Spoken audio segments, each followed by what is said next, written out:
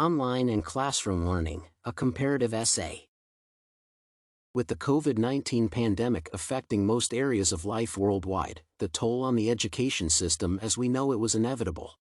To adapt to the new sanitary demands, the learning process was restructured for classes of secondary and tertiary education to be delivered online. This transformation influenced the modern generation of students in several ways, simultaneously making some forms of learning more accessible and highlighting the imperfections in the syllabus. This paper aims to compare and contrast the online and in-person learning after the first full year of the pandemic-induced online education is over. It uses accessibility, material delivery, and student-teacher interaction as points of comparison. Based on these points, it would be possible to establish which of the education methods is overall preferable for the majority of students. The biggest positive change with the introduction of the virtual learning lies in the increased accessibility of the education. Both secondary schools and, in particular, colleges, have a history of failing to accommodate their disabled students. Starting with classrooms planned in ways uncomfortable for a wheelchair user and up to the harsh attendance penalties, it is fair to say that in-person learning does not treat everyone equally. For a considerable time, disabled students have advocated for the increased number of online resources and assignment alternatives to very little effect. Yet, with the transformative impact of the pandemic, the education institutions were forced to rapidly adapt, and virtual learning was implemented everywhere. Hence, the traditional barriers to access for the in-person education were effectively removed with the digitalization of the learning materials and the vast majority of the assignments. It is important to highlight that learning did not become universally accessible from every contributing perspective. The new barriers arose with students with troubled family situations or financial struggles not having access to essential learning facilities. In the extreme cases, students were unable to obtain the internet connection for their classes either at all or at a consistent and feasible basis. However, from the standpoint of accommodating disabled and chronically ill learners, the introduction of a wide range of online educational resources is an enormous benefit. The impact of the virtual education on the accessibility issues might have been uneven, yet the system would absolutely benefit from further developing the new digital resources it has introduced.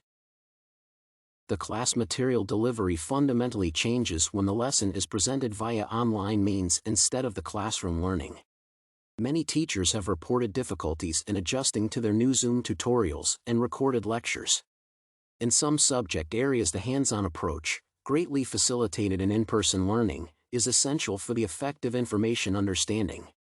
Although the digital resources incorporated into the education have evolved considerably in recent years, there are still many areas in which at least some in-person training is required.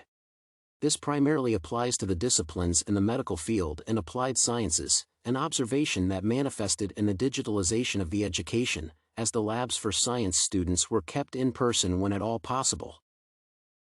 Some of the arts-focused subjects, however, also benefit greatly from the in-person material delivery, even if it is not strictly essential. Theater and drama students have reported struggling with their online exercises, as interpreting the subjective lesson material in a satisfactory way was almost impossible through the screen barrier. Thus, it is fair to say that maintaining an equally high quality of education when forced to adapt to the online learning is a great challenge for teachers.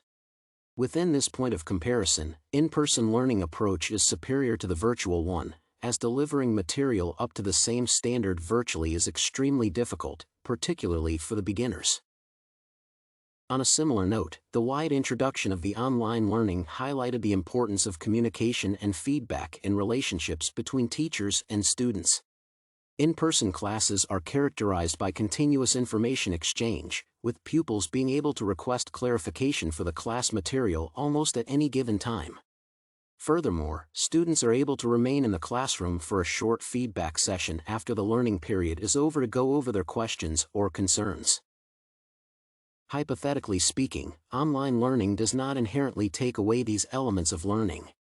Multiple teachers have encouraged their students to not shy away from asking questions and reaching out to them via email.